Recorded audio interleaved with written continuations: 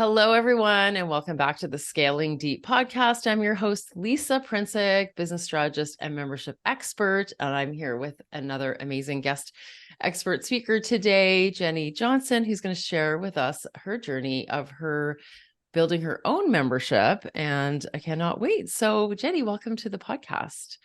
Thank you so much, Lisa. It's really fun to be here. I appreciate you inviting me to be a part of your podcast. Yeah, well, you all make it so much more fun for me, and I'm sure everyone else, because hearing these real membership stories is so helpful. It's how we learn, right? So, Yeah, yeah, why don't you tell us a little bit more about your membership and how it came to be? sure, I will. And actually, you are one of the people who originally introduced me indirectly. You have no idea who I am, but I know who you are because of some of your fantastic marketing. I came across some of your materials about the concept of even having a membership. And I think that was like this little birdie whispering in my ear of, hey, this is a thing. Because I had been working one-on-one with individuals. I'm a physical therapist turned health coach. And so due to some of my own environmental, I guess, restrictions due to an illness that I kind of have that's under control right now, but still a potential for a relapse, I need to have control over my physical environment. And so I'm working from home. It's really hard to do that as a physical therapist. So that's why I transitioned to health coaching. And I had been working one-on-one with a lot of people for several years. And I realized that everybody was asking the same questions. Everybody was needing the same resources. Everybody was saying how lonely they were, how they didn't know anybody else with the certain condition that is my niche, which is the same condition that I have. And it is a very lonely and isolating condition. Like I just explained, I can't go work in a clinic anymore. I have to work from home to have control over my environment. So there are all these people around the world who are like me and out there and feeling isolated. And I was coaching them virtually and realizing I need this person to meet this person. And oh my goodness, if we brought this person in, it would be so much more fun to do this as a group. And so I brought the idea to, my clients. What do you think about doing like a community, a membership where it's going to be a win-win, where the cost can maybe come down for you guys because it's going to be more of a group experience. And actually, I think you're going to like it so much more because we're going to learn from each other and you're going to realize you're not alone once we're in this kind of membership, this community. And so that's how I got the idea when I started to see some of your materials. I took one of your courses and then brought the idea to my clients, and they're like, yes, I would love to meet other people who are going through what I am. Let's do a community. Let's have a membership. And so I started it. And I started on Facebook, and then, well, I'll let you interject. You might have some questions there, but we started on Facebook, and then we moved to another platform. Maybe about 2 or 3 years ago, and it has taken off, and it is the favorite part. Like my favorite part of what I do is facilitating the membership. And I think I would say that my clients, that it's probably their favorite part. Sometimes they'll still have some one-on-one sessions with me if there's some personal stuff going on, but the membership is the most fun, I think, for all of us. So yeah, it's been a blast. That's great. That's a fun story. And I wish that was everyone's story Yeah. because it's usually often a reason why people start them is because they know that people are better off connecting and sharing information, and it helps us go a lot further. Like, for example, yesterday had a group Q&A call inside my membership. We talked about all kinds of things from platforms to pricing, and then we ended up on Facebook ads, and it turns out that someone in my community and the Scaling Deep Society has a really effective, profitable, tiny offer ad, like self-liquidating offer. And I was like, oh, great. Can we hack it? Yeah. And so she planned, and I was like, can you share the ad? And then we can look at, well, what does that ad that's performing well, that leads to the sales page that's converting well enough that it's actually making money and at minimum breaking even. And other people in there are so thrilled to be able to find out about that. So it's that sharing of Right. info that didn't come from me, which Yeah. is amazing. And that's how True. you know when you've created something of value, is when, Yeah. if, I mean, of course, as one-on-one practitioners or one on a few, we know we're creating value by supporting people, but to do it and it not be all about us is like a nice kind of like pressure taker offer, I think. Totally. Yeah, I Yeah. love that. So your story is, I think, what everyone not struggles, what aims for, and then sometimes struggles to get. So that'll be really fun to dive into a little bit more. In terms of your business model now, and even the transition, did you feel at all uncomfortable or nervous about offering something low ticket after being more one-on-one with people? Like, tell us a little bit about how you confidently and comfortably transitioned from what's more guaranteed, I think, with a one-on-one Um, to a yeah. membership. Yeah, good question. And I guess I should say, and I don't know if I made this clear, but I do still offer one-on-ones. I think I just kind of shifted the focus. So there is still that availability. And sometimes I'll let somebody know in the membership, "Hey, I think we should schedule a one-on-one. You've got so many nuanced questions, and let's come up with a personalized plan for you." And so I still have those available. But yeah, I guess it was a confidence that my I guess the clients that I was already working with that were saying, yeah, I like the idea of a community. There was a lot of confidence that there was momentum toward, there was an interest, and there was a lot of excitement for me. I couldn't wait to put people together. And so it was like, I couldn't not try it. And so I still had the private sessions available as like, in case this doesn't work or it's slow to grow or something, I still have this going over here.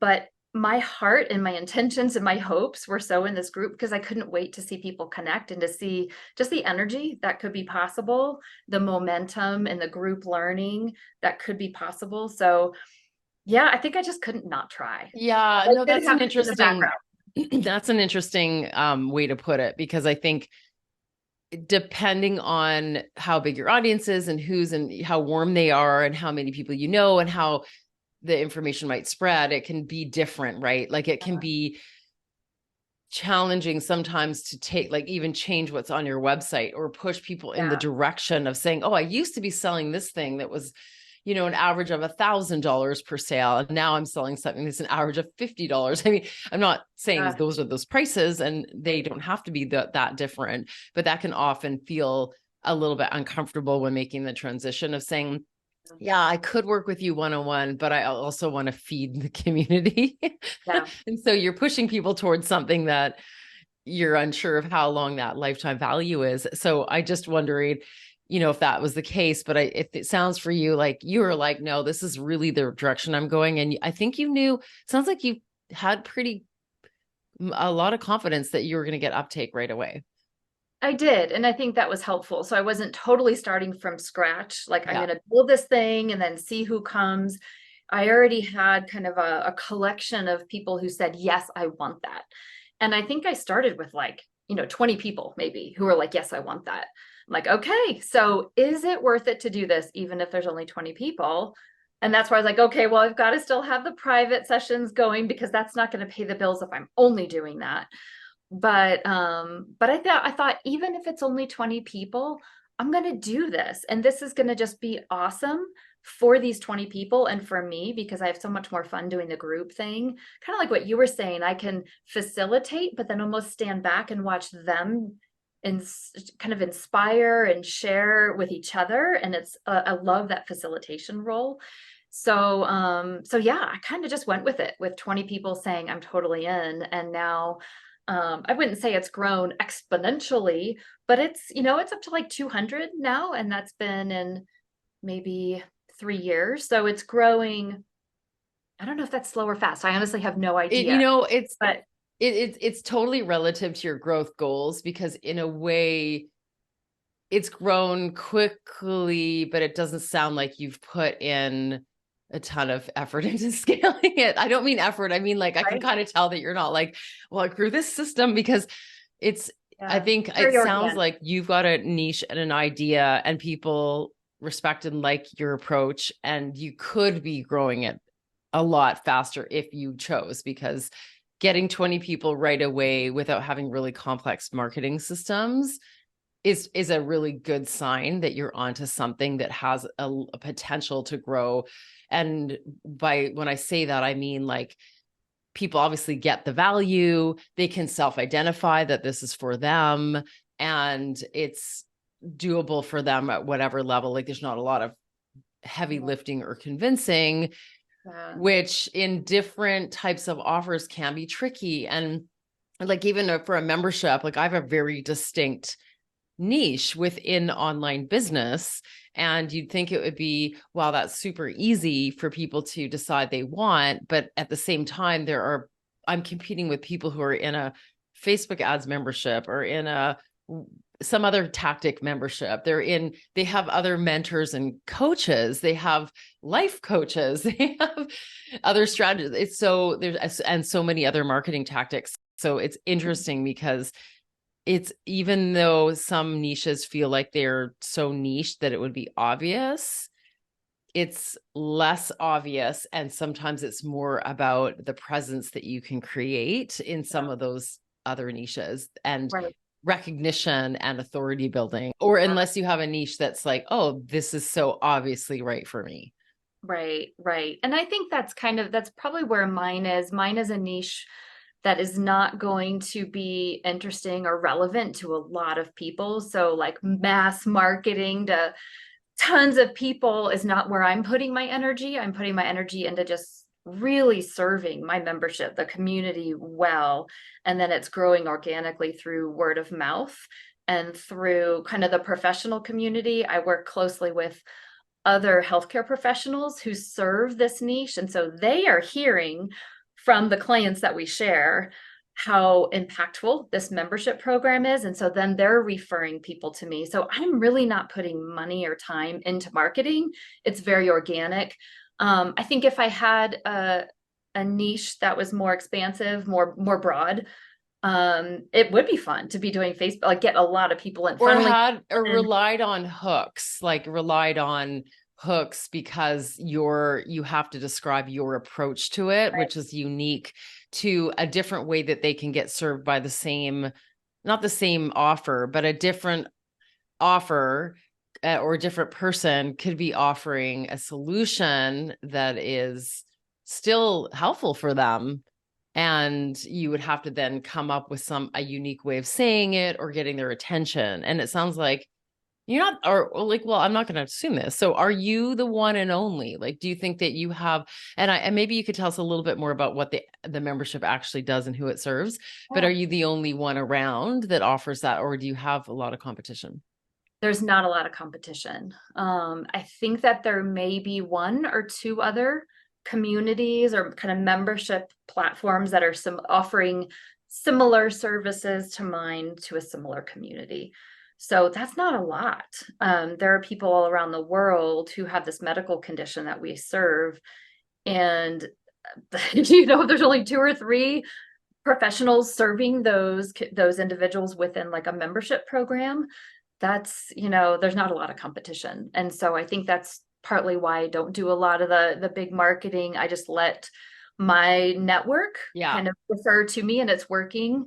Um, and I'm not, I guess too, like the marketing piece is not something that I have a lot of experience with or excitement about, because I get intimidated, and I'm satisfied with just kind of things coming in organically. It's working for me and it's enough. And it's a good work-life balance just to be stewarding that membership. So Yeah. I don't know what would happen if I started doing, big marketing. It could be really cool, or it could make my community grow faster than I'm able to steward well. Because I really want to create a great experience for each member and welcome them well. And we have Zoom meetups every week, and we actually meet live and share. And when Mm-hmm. people have questions, I want to be able to answer them. And if it grew too fast and then I didn't have the time or the staffing to, address, all these people joining at once, I'd be like, oh no. So, quality over quantity, I guess, has been, kind of a focus, and then just kind of growing it organically.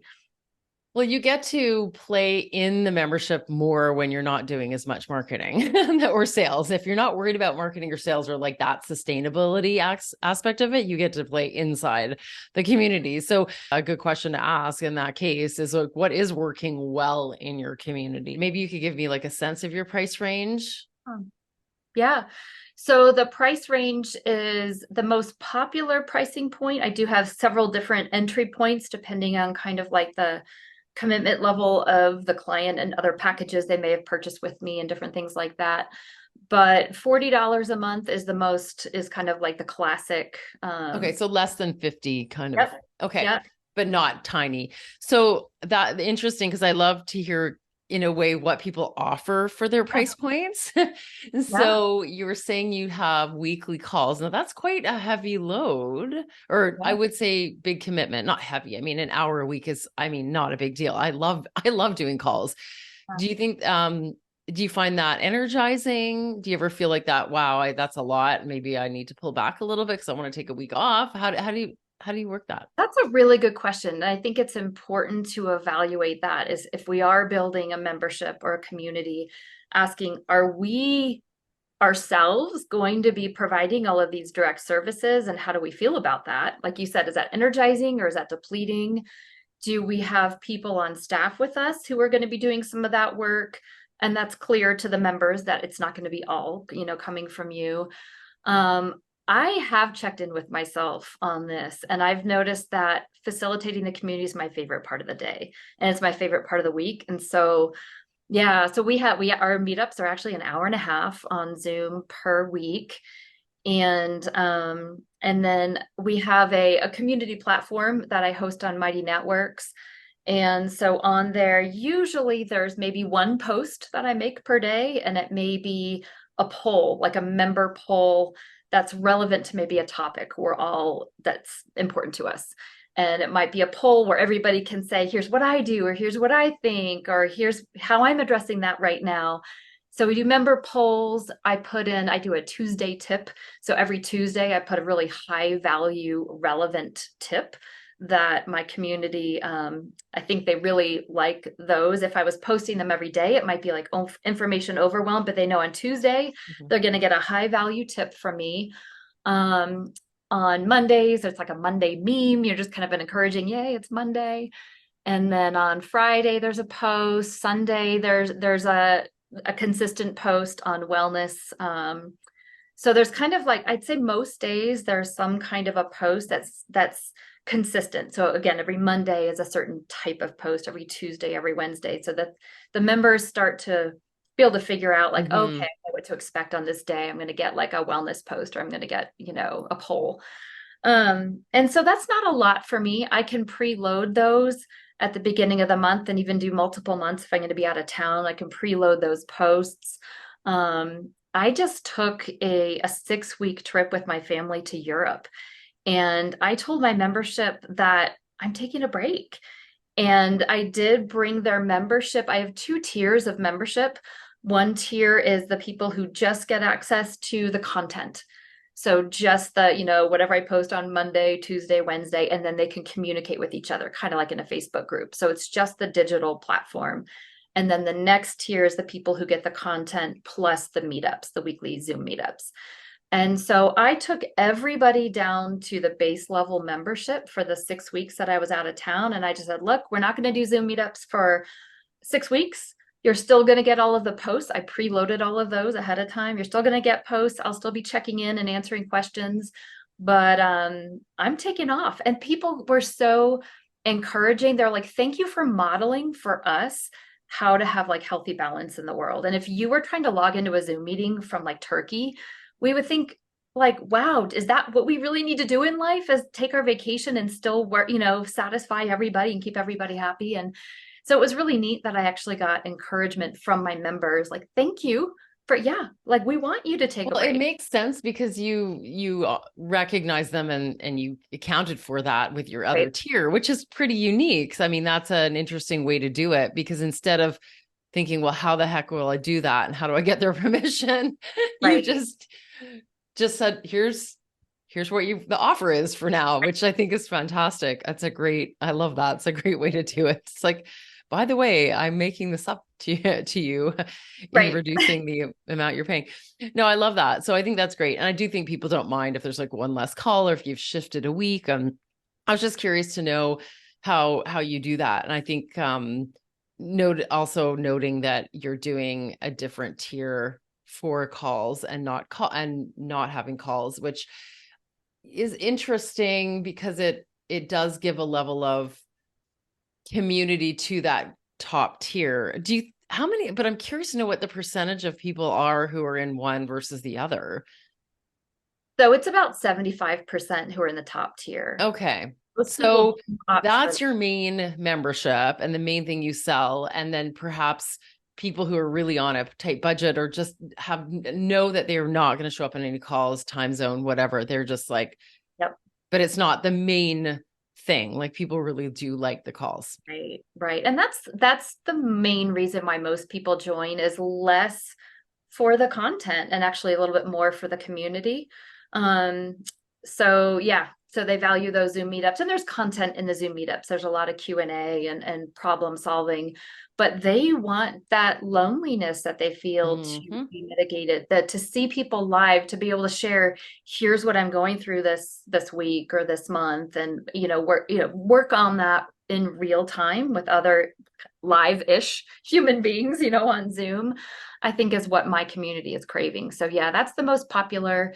But then the lower tier for people who maybe, cost is a big issue for my community. They have a lot of expenses with healthcare costs that are not covered by insurance. And so I try to be cost conscious. So that's partly why I keep doing this, like the lower level, why I have that lower level tier available for people who can't afford $40 a month, even though I think it's a great value. And I say, hey, just join us for the $10 a month and feel the vibe and determine if there's value in bumping up, join us for a month or two and just stay connected, ask questions, get to know people.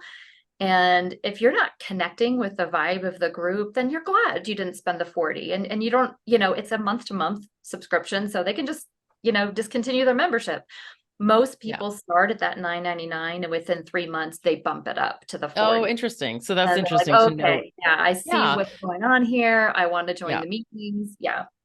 Another question I had about how do you manage that many people showing up on the calls? So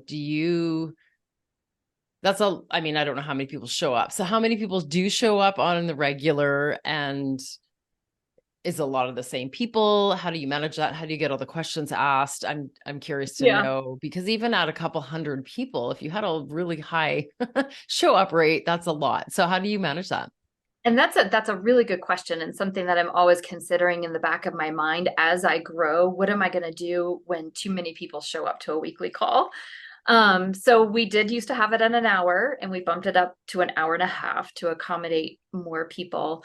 But on any given week, there may be 15 people who show up to an actual Zoom call. So even though there's almost 200, our Zoom calls are not at the same day or time every week because, I've polled my community and they all have different preferences and they're on different time zones. So I'm like, all right, look, I'm not going to rule anybody out. I'm just going to schedule it, how it works for me. We're going to have some in the morning, some midday, some in the evening, occasional weekends. And you're just going to have to look at the month ahead and just see which ones work for you. Okay, so it's not even consistent month to month. It's not even I've got, consistent. because people have business commitments, I love the idea of having different times, but I really can't do it too different, because then Yeah. how do I say to someone, well, just for the future, recognize that Yeah. this is a time that you want to block off for other things. So Yeah. yeah, it's I interesting. would think that would be unrealistic for most Yeah. hosts of a membership to not have consistency there. Most of my members are not working. They have a chronic illness in their home Yeah. and be available as long as they have a heads up, several weeks or a month ahead of time. They can look and just put it on their calendar. But I've got kids and I've got travel and other, things going on that may shift week to week. And I might look at a week and say, I'm so glad I'm not on, Tuesday at noon again today because, my kid's got a field trip and I want to be able to go on that. So a lot of it is what works for me on a week to week basis. And so that's a way that it can be user friendly and Yeah, and that, if that works for them, I mean, that's great. right. So in terms of how do you facilitate the calls, I'm curious if I could imagine some people are really into explaining a story or something, and could take a huge portion of that time. I mean, that happens in all Q&A. I mean, a lot of Q&As could be almost like one-on-one because somebody really wants a deeper session. So how do you manage that? Like, how do you keep it tight so everyone has time to ask a question, or it's not too much about one or two people and their situation? Like, maybe how many people have questions? How do you facilitate that and keep it going? Or do you set that up in advance where Yeah, people have really good maybe a question. focus on one or two? Yeah, when I first started doing these, I just was totally winging it. Okay, here we are. Let's just talk. And that kind of didn't, went okay, but I realized quickly exactly what you said. It can be commandeered by one or two people who do all the talking. And I've decided to shift to a model where everybody gets the same amount of time. And so when we log in, whoever has shown up within like the first 2 minutes, they get priority. And so let's say there's 10 people who show up and we've got 90 minutes. I'll divide up the time so that everybody gets the same amount of time. And then I leave like maybe 3 minutes in between each person so that we can have a little like fun dialogue. So I kind of figure out the time ahead of time, and then I ask for a timekeeper, somebody to volunteer to keep time and say, okay, everyone's going to get 6 minutes. Who can time keep for me and like wave when we're at our 6 minutes so we can wrap it up? So it's a check-in. It's not so much a who has a question, because that's not going to work for every membership. Some people don't really have questions and they don't necessarily want the time to talk. Yeah. So Yeah. it sounds like in your case, though, everyone does want, it is more of like a community based versus Q&A. It's more of there might be a question in there, but there's also just a share and a connection to here's who I am and here's how my week is going or what I'm dealing with. Is that more of what the Yeah, it's a focus is? little bit of both. And I'm glad you brought that up because I usually do ask at the beginning, is there anybody who's just here to hang out and listen and glean and you don't really have a question, don't need time? And so maybe there'll be one or two people who are like, I'm just here to hang out, I'm just here to listen. And so I won't include them. Most people have a question or there's something that they're dying to share. And so that's when I divvy it up. And then I ask if anybody has a time constraint and they need to go, first. Otherwise, I just put them in order and I tell them, okay, so I'm gonna have Susie and then Tom and then Bill and then John. So they kind of know when they're gonna go. And I tell them to think, like, try to keep it to one question or one topic. I know there's probably a bunch of things that are going on, but what's the one thing that we can problem solve for you, or one big share?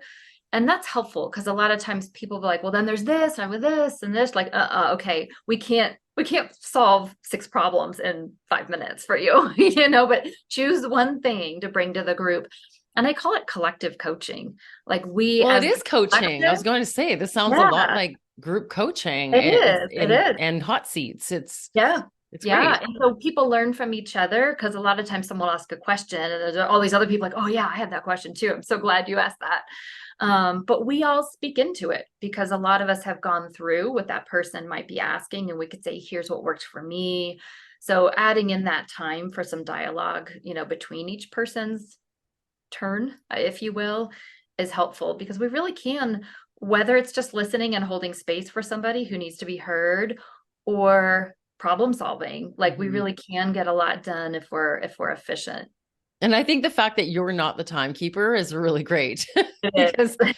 that would be tricky. And you don't want to be the person who's the toughie, in there saying, okay, we got cutting people off. And that could Yeah. be a little hard to also be that nurturing guide at the same time. Totally. Yes. Cool. I tell whoever's a timekeeper, if we are not noticing you, go ahead and wave your arms. You have a valuable position of keeping time so that everybody gets a turn and we can end on time because we have commitments after this and I don't want to keep you late. And so, yeah, if we're on there and somebody's talking and talking, and I see the timekeeper doing this, I'm like, oh, I see our timekeeper waving her arms. So sorry, but we've got to wrap it up. And you don't have to stop in your tracks, but just, wrap up your thoughts so that we can make sure we have time for, dialogue. And then we need to make sure we have time for, everybody else who's waiting behind you. And people get it, like, oh yeah, I was going off on a tangent, and thanks for the reminder. Yeah, no, I mean, they get it. And Yeah. it sort of depends. I mean, I suppose some weeks are different than others, depending on who shows up and the energy level. And I mean, it's always interesting to see who shows up and then how the conversation goes. And I mean, I just love this hanging out and winging it because it always goes where it needs to go, right? And it always ends up being a conversation based on who's really got the burning question or the thing that they need to talk about. It's just always super fun. It's always super fun. But I am also adding more topical focused ones so that there is a really good grounded conversation or working session. And I think that is going to help have a productive session. I do think that a lot of people will listen and gain value from hearing other people talk about things, even though those are not their things right now, but it stimulates them. It stimulates their own planning and problem solving and ideas about what to do and to see what other people are doing. But I also think a lot of people, that could also be what they're not focused on and they don't need to hear it. So I think having some focus sessions, like show up if you want to work through your lead magnet or talk about retention and onboarding and that kind of thing, right? So yeah. I did a query of my community a few months ago asking just that, like, if we shifted at least some of our meetups to more topic based, conversations rather than the popcorn kind of share and collective coaching, what do you think of that? And if so, what would be some of the topics that would be of value to you? And that was really well received. I think people still were like, well, don't get rid of the collective coaching altogether, because that's really nice. But yeah, maybe we do 2 of those per month and 2 that are topical. We also bring in an expert guest once per month to speak on a certain topic. So I bring in someone external who's really a professional in a certain area to speak with our community. But even on top of that, having like a topical discussion for our community, I think. Yeah, I do think that helps to keep things focused, and you're still going to get the topic's going to go off onto more personal things that are related, but I still think that gives people a sense of like, how do they plan and use their time well when they're showing up to something? Is that we're going to be within the realm of the thing that they're interested in? So that's, yeah, I think that's an interesting way to do that group kind of programming that is consistent for a membership, but then has maybe a different type of theme, but isn't linear training. That's like learn this. I mean, it can be, again, when it's a conversation, it's going to move around to different things. So yeah, no, that's great. It's interesting to hear that you're also thinking about that. So I have one other question for you. You mentioned earlier, I think it was before we even got on to the recording, it was that you started on Facebook and then you moved to Mighty. And I want to hear a little bit more about why and how that worked for you.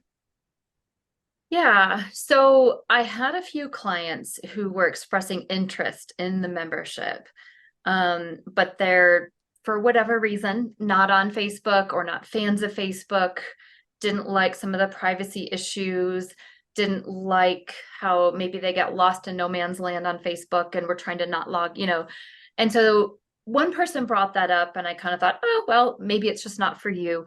Another person brought it up. A third person brought it up. And I was like, okay, is this a thing? And I think it was, I don't know, maybe around COVID. I don't know. It was around a time where there was a lot going on in the world and people were needing to feel safe. And so I started to look into other options. And that's when I found Mighty. And then I came back to the community and asked, what do you think about moving to this other platform? There would be a change in the price because I'm paying more for this platform. And, change is hard, right? We're used to this. We're used to logging into Facebook. Would you be willing to work, to learn a new platform and pay a little more for it?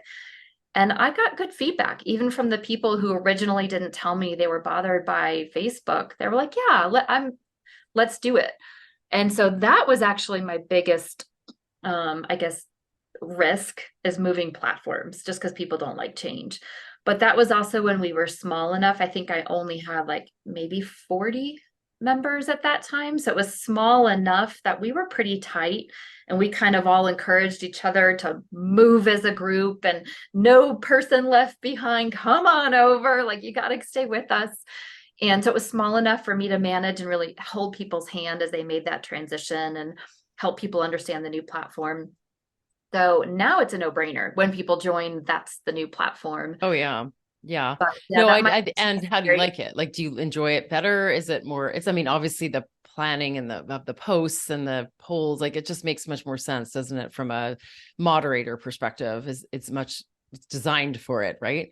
it is designed for it. So I really like it. I like that my content is my own. I do put a lot of high value content on there. There's a lot of personal shares, and I think people like knowing that it's more private and that we own our content. And again, not getting lost in Facebook land when you log in and you end up, looking on all these other groups that you didn't mean to log into. But yeah, there's a lot of great features that as a host, I've had fun with that. I think a lot of them are available on Facebook too, but I just wasn't even using them yet. So I don't want to say, it's definitely better in all of these areas because I think Facebook has some great features too. But I've created like an online course that is held now within my membership. There are, and different things can kind of have different paywalls. So they've made it really user friendly for hosts of memberships to either have something really simple or then add, I kind of call it like there's a house or like a mansion, and that's our main community, is the living room of this mansion.